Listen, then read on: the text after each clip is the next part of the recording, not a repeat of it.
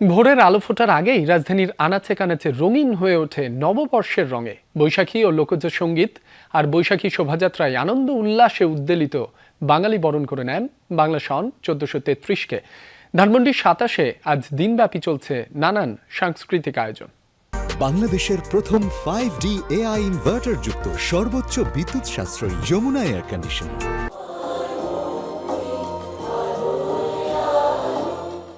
প্রতিদিনই তো সূর্য ওঠে, নতুন দিনের সূচনা হয়। তবে উষার কোল আলো করে আজ যে নতুন সূর্যের উদয়, তা নিয়ে এসেছে নতুন বছরের আরম্ভক্ষণের বার্তা।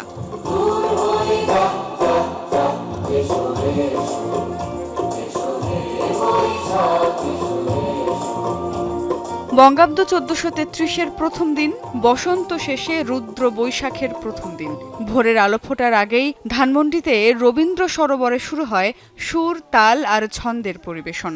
এই আয়োজন বাংলা নববর্ষ বরণের। সুরের ধারার উদ্যোগে কবিতা, লোকজ সঙ্গীত আর প্রকৃতি পর্বের মূর্ছনায় মেতে ওঠে গোটা প্রাঙ্গণ।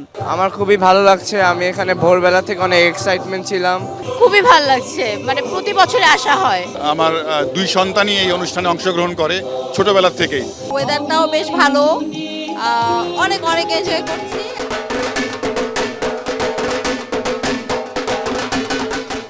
শঙ্কর মোড় থেকে ধানমন্ডি 27, নতুন বছরের আগমনে মাতোয়ারা ধানমন্ডি এলাকা। শোক, ক্লেশ, মুমূর্ষু জরা দুহাতে ঠেলে বর্ষবরণ পর্ষদের শোভাযাত্রায় প্রাণ মিলেছে হাজারো প্রাণে।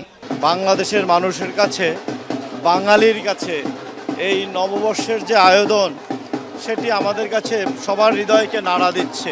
ভালো লাগছে, আমরা বাঙালি, আমাদের বাঙালি পরিচয়, এটা অবশ্যই অনেক ভালো লাগবে। আমার তো ভীষণ ভালো লাগছে, সারা সময়ই নেচে বেড়ালাম। অপেক্ষা করে থাকি এই দিনটার জন্য, খুবই ভালো লাগছে। অনেক ভালো লাগছে আর অনেক আনন্দ করছে, অনেক মজা লাগছে। এই আনন্দ, এই উচ্ছ্বাসের মধ্যে নিহিত আছে মঙ্গলের বার্তা, এবং শোভাযাত্রার মাধ্যমে চলতি পথেই সেই বার্তা সবার মাঝে ছড়িয়ে দেওয়াই হচ্ছে উদ্দেশ্য। আপামর বাঙালির মনে আজ নববর্ষের আমেজ। শোভাযাত্রা শেষে সাংস্কৃতিক পরিবেশনা উপভোগ করেন নগরবাসী। এই সাংস্কৃতিক অনুষ্ঠান চলবে সন্ধ্যা পর্যন্ত।